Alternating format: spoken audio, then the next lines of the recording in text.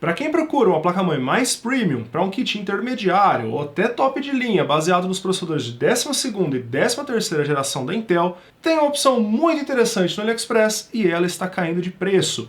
E é justamente dessa placa-mãe que eu vou falar para vocês hoje nesse vídeo, logo depois de falar um pouquinho sobre o nosso patrocinador. Você ainda está sofrendo com o Windows sem ativação? Na GVG Mall você tem a solução. Utilizando o cupom exclusivo MM25 do canal, você compra o Windows 10 Pro e Office 2019 Pro com desconto de 25%. E olha como é fácil ativar o seu Windows. Acesse o menu Iniciar, digite SLUI e pressione Enter. Confirme a execução, digite a chave que você recebeu da GVG Mall e ative o seu Windows. Ao final do processo, você ainda pode fazer o upgrade para o Windows 11 gratuitamente. Acesse a GVG Mall utilizando os links da descrição do vídeo.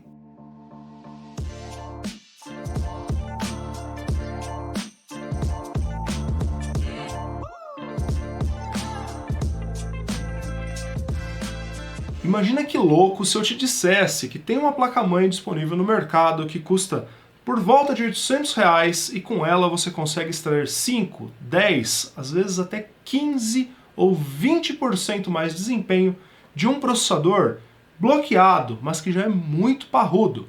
É justamente essa a placa-mãe capaz de fazer isso, pessoal.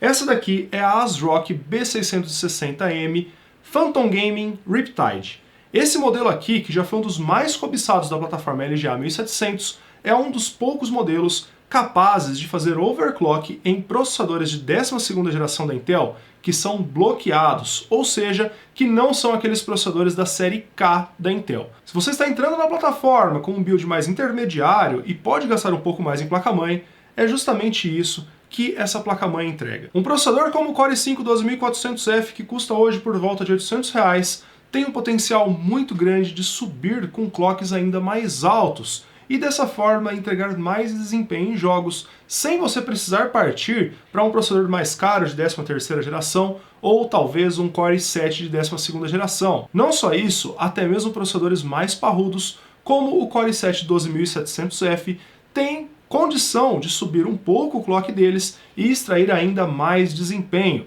E para que isso seja possível, é necessário uma placa-mãe com um gerador de clock externo, e é isso que essa placa-mãe entrega de diferencial em relação a outros modelos B660.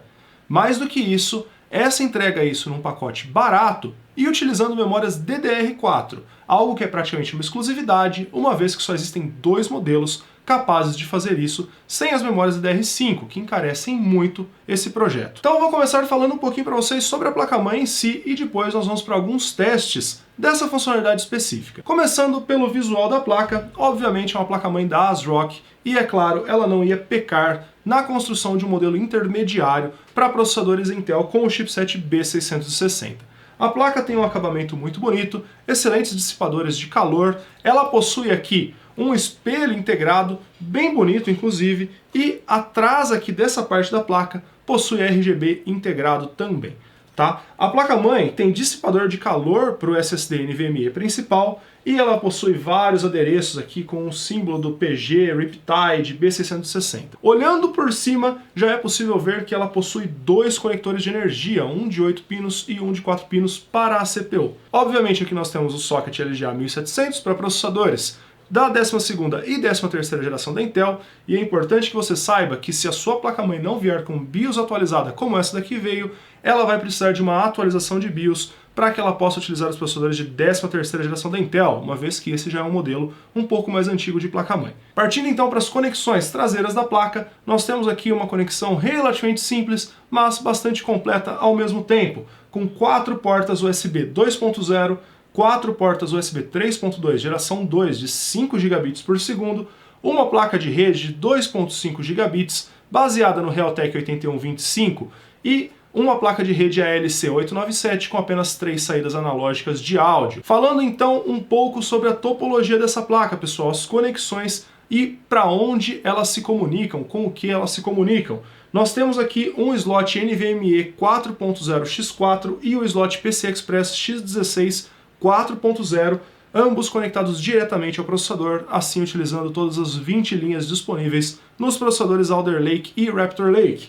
Além disso, ela conta com um slot M.2 Wi-Fi, que pode utilizar conectividade PCI Express ou CNVI, além de um slot PCI Express X1 3.0 e um slot M.2 NVMe 4.0, esses todos conectados aqui ao chipset. E eu gosto sempre de citar que o chipset B660 tem uma comunicação relativamente limitada com o processador, uma comunicação DMI 4.0x4 capaz de transferir apenas 8 GB por segundo. Desse modo, se você estiver utilizando um SSD muito top de linha, ao mesmo tempo que sua placa de rede 2.5 GB, todas as portas USB, uma placa conectada nesse PCI Express X1 e a placa de rede Wi-Fi, eventualmente tudo isso daí sob estresse, você vai encontrar algum tipo de gargalo de comunicação. Porém, isso não deve atrapalhar, uma vez que tudo isso daí tem uma certa priorização e você não vai ficar, por exemplo, sem rede ou com um SSD lento só por causa disso. É mais que às vezes se você for rodar um benchmark, existe uma limitação desse NVMe secundário e das placas conectadas direto ao chipset,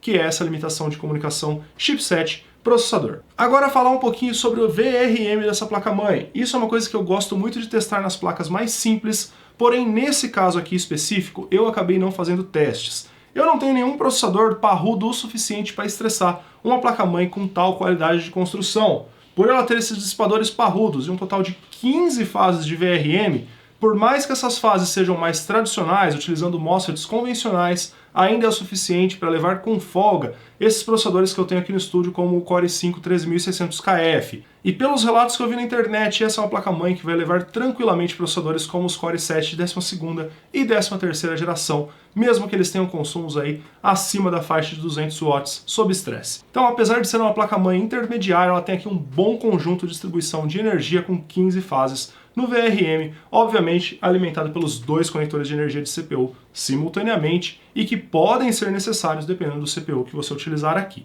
E falando um pouquinho de BIOS, eu devo dizer que não tem muita surpresa aqui, é uma BIOS padrão ASRock. Como vocês devem esperar, as funcionalidades funcionam como esperado e, obviamente, ela passa desde as configurações mais básicas, no modo básico dela, onde você pode fazer alguns ajustes, passando aí por XMP, controle do RGB, ela tem 4 conexões RGB, sendo 3 delas RGB endereçável de 5 volts e uma RGB de 12 volts. E outras funções até chegar lá no controle do BCLK da CPU, que é a grande estrela do show. E é justamente sobre isso que eu quero conversar um pouquinho com vocês aqui agora. Galera, é o seguinte, essa placa-mãe ela foi emprestada para mim pelo meu amigo Rafael, que está montando uma máquina com esse Core i5 12400F, e eu não pude perder a oportunidade de fazer alguns testes no conjunto, também com processadores que eu já tenho aqui no estúdio há algum tempo. E nos meus testes eu consegui ter sucesso no overclock por BCLK, porém em escala mais reduzida comparado com minha Asus Strix B660F. Obviamente é uma placa-mãe bem mais simples, e é claro, a loteria de silício afeta praticamente tudo nessa vida. Até a placa-mãe pode sofrer algumas variações. No meu caso, o meu Core i5 12490F, que eu já tinha conseguido overclockar ele até a faixa de 128 MHz do BCLK, o que representa cerca de 28% de overclock, uma marca bem alta, eu não consegui passar de cerca de 119 MHz nessa placa-mãe, mesmo fazendo os ajustes necessários, como por exemplo diminuir um pouco a frequência do cache da CPU, também não rodar os núcleos com o clock liberado, né, rodar todos eles fixados. Mesmo assim eu não consegui ultrapassar muito a barreira aí dos 20% de overclock. E para mostrar para vocês um cenário um pouco mais real de como as coisas podem ficar, eu utilizei justamente esse Core i5 12400F, né, um processador bem comum, disponível facilmente por aí, né, para fazer uns testezinhos de overclock. Para não colocar ele numa situação de muito estresse, eu decidi parar no BCLK de 114 MHz, o que representa um overclock de 14 MHz.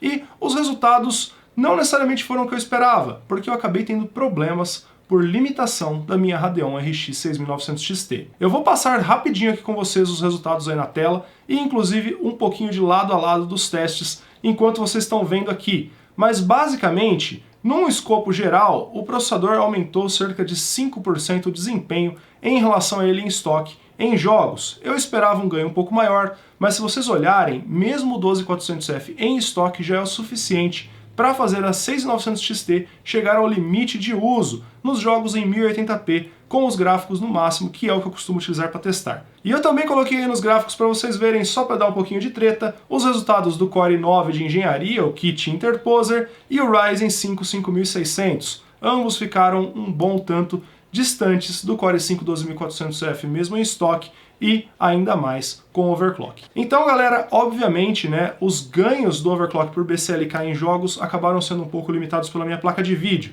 E eu tenho razões para crer que grande parte do pessoal que vai utilizar uma placa de vídeo um pouco mais intermediária acabam sentindo menos ainda. Uma explicação também para esse caso, pessoal, é que muitas vezes os jogos se aproveitam do clock adicional que o processador atinge quando tem poucos núcleos em atividade. E durante o processo de overclock por BCLK, eu travei os núcleos no multiplicador 40, o que deu um clock efetivo aí pouca coisa maior do que o clock single core do Core i5 12400F. Ainda assim, foi o suficiente para extrair um pouco mais de desempenho. E, honestamente, pessoal, quando você tem o desempenho do nível de um Core i5 12400F, qualquer 5% é muita diferença. Até processadores mais caros, às vezes, acabam não tendo tanta diferença de desempenho nesses processadores. Além dos benchmarks em jogos, eu também fiz alguns testes de produtividade, e nesse cenário o processador se comportou melhor do que em jogos, tendo ganhos bem mais altos em praticamente todos os testes que eu rodei. E no fim das contas eu gostei bastante dos resultados, especialmente se nós formos pensar que placas como da Gigabyte, Aorus, Asus e etc., do mesmo patamar que essa placa de mercado, elas vão custar preços muito similares e não vão te dar essa opção de extrair um pouco mais da sua CPU. Um outro ponto interessante é que eu testei a temperatura e o consumo da CPU durante o Cinebench R23, que é o cenário de maior estresse, é um dos cenários onde nós tivemos o ganho alto de desempenho, e o resultado, obviamente, piorou. A CPU esquentou mais e ela também consumiu mais. Porém, não é aquela piora que torna uma CPU horrível, né? O nosso resultado original, utilizando o Deepcool AK400, foi de 65 watts de consumo, com uma temperatura limite na faixa de 58 graus Celsius. Depois do overclock por BCLK em 14%, com os ganhos de desempenho que nós tivemos nesse teste, ainda foi o suficiente para a CPU ficar abaixo dos 100 watts de consumo, por volta de 98 watts. E a temperatura limite que ela atingiu foi na faixa de 78 graus Celsius com um air cooler. Ou seja, se você tiver um bom air cooler, você está coberto já automaticamente, não precisa nem se preocupar com a questão de consumo e temperatura, né? O processador consumiu 25, 30 watts a mais e em jogos nem se traduziu a isso. No fim, o processador continuou relativamente frio e desempenhou bem acima nos testes de produtividade. Eu acredito que isso é uma vitória e tanto, especialmente que eu não preciso gastar nada mais por isso se eu tenho essa placa-mãe. Então, assim, para quem está procurando um kit intermediário, baseado nos processadores de 12ª geração, que estão caindo de preço agora, não quer comprar uma placa-mãe da série Z para fazer overclock, mas quer extrair um pouquinho mais da CPU, ou simplesmente quer uma placa-mãe que aguente um upgrade para um Core i5 13600KF,